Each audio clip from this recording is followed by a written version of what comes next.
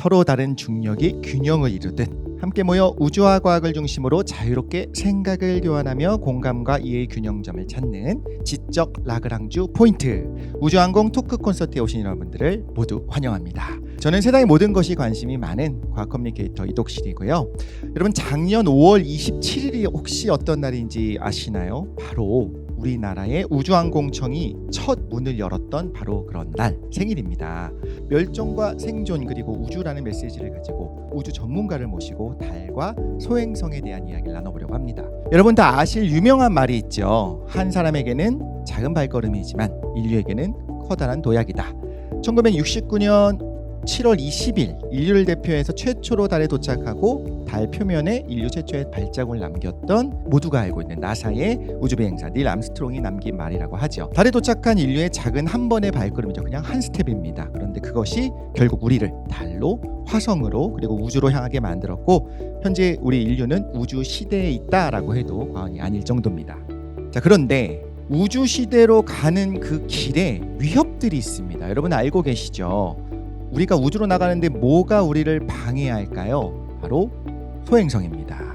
하늘을 떠도는 수많은 암석 조각들이 있죠. 지금도 소행성들이요, 우주를 우영하면서 지구를 위협하고 있고 지금도 떨어지고 있는 중이죠. 이런 위협 속에서 지구를 지키기 위해 소행성을 연구하고 계신 분을 이 자리에 직접 모셨습니다. 한국천문연구원의 김명진 박사님께서 소행성 궤도를 추적하고요, 지구 충돌 가능성도 분석을 하고요, 우주 위험 대응 연구의 국내 최고의 전문가이신데요.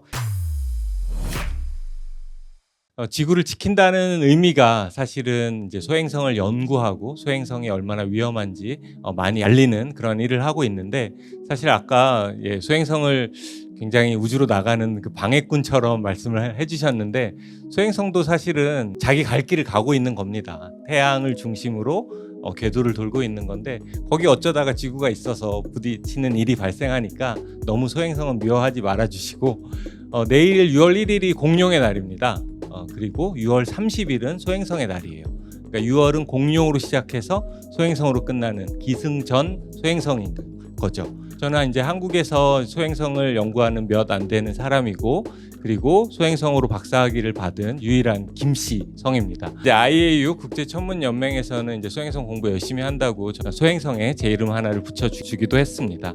러시아 첼야빈스크 지역에 딱 이 천체 투영관만한 크기의 소행성이 떨어졌습니다. 유리창이 깨지고 또 주변에 이제 자동차들 경보음이 막 울릴 정도로 큰 대폭발 현상이 발생했습니다. 우주 공간상에서 속도가 굉장히 빠르기 때문에 운동 에너지는 2분의 1 mv 뭐죠?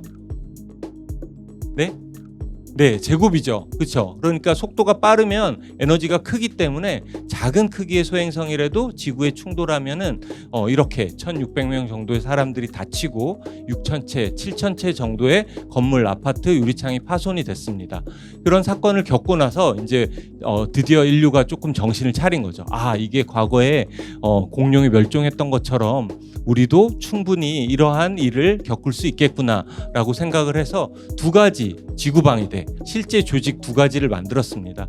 하나는 저희 중간에 이제 SMPAG라고 해가지고 작은 크기의 나라 정도를 큰 위험에 빠뜨릴 소행성을 딱 찾았을 때 그 소행성을 탕 쳐가지고 우리가 지구를 구하는 그러한 미션을 수행하는 곳입니다. 그리고 또 하나의 조직은 이제 계속 관측을 해서 이제 그 소행성이 지구의 어느 지역에 떨어질지를 알아내는 그러한 프로젝트인데요. 그 두 프로젝트에 모두 다 한국천문연구원에서 참여를 하고 있고, 제가 우리나라 대표로 여기에 계속 대응을 하고 있습니다. 돈 룩업이라는 영화가 있는데 레오나르도 디카프리오가 주연을 하고 소행성의 충돌에 대해서 대비하는 영화인데요. 이 돈 룩업에 나오는 실제 나사 산하 기관에서 소행성의 충돌 감시를 하고, 한국천문연구원에서도 마찬가지로 동일한 정보를 국민들에게 제공을 하고 있습니다. 여러분들이 이제 홈페이지에 들어가면 아실 수 있고요. 우리가 이렇게 가만히 앉아서 공룡 시대화처럼 소행성이 떨어지는 모습을 수동적으로만 우리가 받아들이는 게 아니라, 이제는 우주 공간으로 나가서 지구로 충돌하는 소행성에 실제로 부딪혀서 소행성의 궤도를 변경하며 지구를 구하는 그런 임무를 수행을 할 수가 있습니다. 이것은 다트 탐사선 본체가 소행성에 점점점 다가가면서 사진을 촬영한 거예요. 탐사선 카메라를 가지고 이 탐사선이 소행성에 다가가면서 자기가 스스로 찍으면서 소행성에 다가가는 겁니다.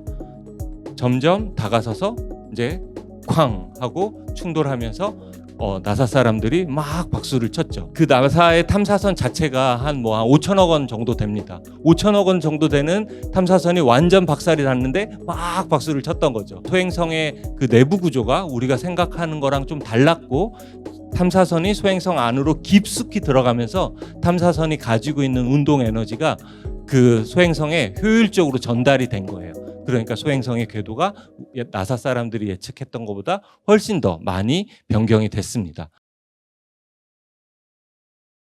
이번 토크쇼가 사전 신청을 받을 때 참가자 여러분들께 우주항공 분야에 궁금한 점은 무엇인가요? 라는 질문을 좀 드렸었습니다. 특히 중요한 이야기, 우리 지금은 우주 패권 시대지 않습니까? 그래서 전 세계적으로 앞다퉈서 지금 우주의 선두주자가 되려고 하고 많은 예산을 또 들여서 많은 노력들을 하고 있습니다.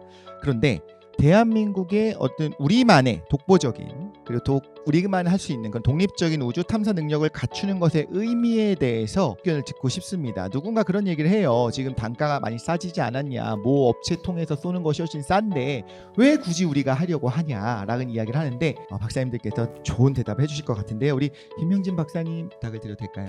APL이라고 존스 호킨스 유니버시티에 그 응용물리 연구소라는 곳이 있습니다. 사실은 거기가 국방과 굉장히 관련이 있는 곳이고, 그리고 그렇게 먼 거리에서 소행성의 충돌을 할 때는 지구에서 오른쪽으로 조금만 더 가, 왼쪽으로 조금만 더 가, 이런 식으로 원격으로 신호를 보낼 수 없는 상황이거든요. 모든 걸 자율적으로 판단을 하는 건데, 소행성이 두 개가 있잖아요. 근데 두 개 중에 하나에 부딪히는 건데 작은 거에 부딪혀요. 두 개 중에 하나를 선택하는데 작은 걸 선택하고, 이제 작은 거가만 시야에 들어오면 그 작은 걸 향해서 정면 충돌을 합니다. 그것은 사실은 이제 약간 군사적인 기술이에요. 우리가 소행성에서 샘플을 가져와서 지구로 보내는 것, 달에서 샘플을 가져와서 지구로 보내는 것, 그렇게 중요한 데이터 포인트 하나를 안전하게 보내려면 지구 대기권의 그 뜨거움을 감내하고 도착을 해야 되잖아요. 그것도 어떻게 보면 군사 기술이에요. 그래서 사실 우주를 연구하고 우주를 탐험하고 탐사한다는 거는 우리 인류의 그런 어떤 호기심의 영역도 있지만 정말 앞으로 우리나라 그리고 군사적으로 굉장히 중요한 기술이어서 그런 쪽에 여러분들의 많은 예산이 들어가더라도 계속 응원을 해주시면 감사하겠습니다. 국방에 대한 그런 기술을 외국에게 맡길 수만은 없다. 그래서 이제 독자적인 기술이 있어야 되는 거고, 소행성을 좀 이제 피하거나 파괴의 대상으로만 볼 것이 아니라 우주자원 활용, 또 우주로 나아가기 위한 잠재력이 있는 게 아닌가라는 이제 궁금함도 생기는데, 혹시 이렇게 활용 방안에 대해서 생각하시는 부분이 있는지 궁금합니다. 소행성은 태양계 처음 만들어졌을 때 이제 행성이 되지 못하고 남은 그런 잔해물들입니다. 그렇게 행성으로 성장하지 못한 이유 때문에 우리가 태양계 최초 물질들을 이제 소행성에서 볼 수 있는 그런 자료들을 제공을 합니다. 그래서 태양계가 어떻게 만들어졌고 태양계가 앞으로 어떻게 되는지 태양계 전체적인 측면에서 연구의 가치가 있고요. 아까 자원 활용 말씀을 조금 하셨는데, 우리가 이제 히토류라고 부르는 물질이 있습니다. 뭐 반도체나 요즘 뭐 전기차 배터리, 태양광 패널에 많이 들어가서 이슈가 되는 건데, 지구에서 사실 희귀하진 않지만 만들기가 어려워서 이제 히토류라는 물질인데요. 우리가 개념적으로 그리고 몇몇 샘플을 대상으로 이 소행성에서 히토류를 이제 채굴을 해서 우주에서 바로 활용할 수 있는 방안의 그런 우주 자원으로서의 그런 약간은 잠재적인 가치가 소행성의 가치 중에 하나가 아닐까 싶습니다. 세네 네로라는 그런 전문가로 일을 하고 계시는데, 이 분야에서 일하기 위해서 어떤 전공이나 경험이 도움이 되셨는지, 그리고 지금 학생들이 어떤 점을 준비하면 좋을지 알려주시면 좋을 것 같습니다. 저는 어릴 적에 자연을 굉장히 사랑했습니다. 학교 끝나면 이렇게 가재 잡으러 많이 갔어요. 그 잠자리도 되게 많이 잡았고, 초등학생이 막 뱀도 막 잡았어요. 그러니까 막 이렇게 되게 신기했어요. 막 생물이나 혹은 환경, 바람이 왜 불지, 막 이런 거 좀 관심이 많았었습니다. 자연에 대한 그 호기심은 굉장히 계속 가지고 있었거든요. 그러다가 이제 대학원을 천문학과로 갔습니다. 제가 드리고 싶은 말씀의 요지는 꿈을 계속 이렇게 쫓아갔었던 것 같아요. 중간에 이렇게 포기하고 싶은 마음도 있었는데, 처음 생각했던 내가 별을 봤을 때 그런 어떤 감동과 설레임 이런 것들을 쫓아서 계속 가다 보니까 이 자리에 오게 된 것 같습니다. 여러분들 어떤 목표를 정하고 쉽진 않습니다. 주변과 여러 가지 상황이 특히나 부모님 에 많이 어려움이 있을지라도 자신이 처음 정한 목표를 이렇게 계속 경주하다 보면 천문 과학자의 길로 갈 수 있을 것 같고요. 그거랑 조금 다른 답변이지만 뭐 음악을 좋아해도 우주를 사랑할 수 있는 거고요.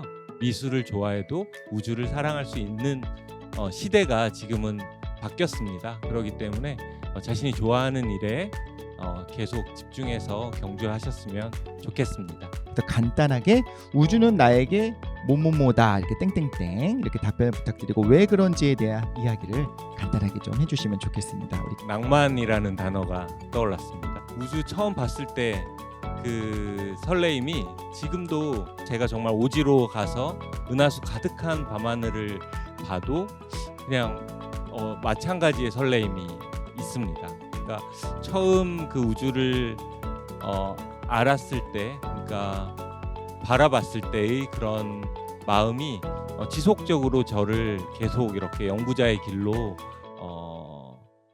인도하고 있는 것 같아요.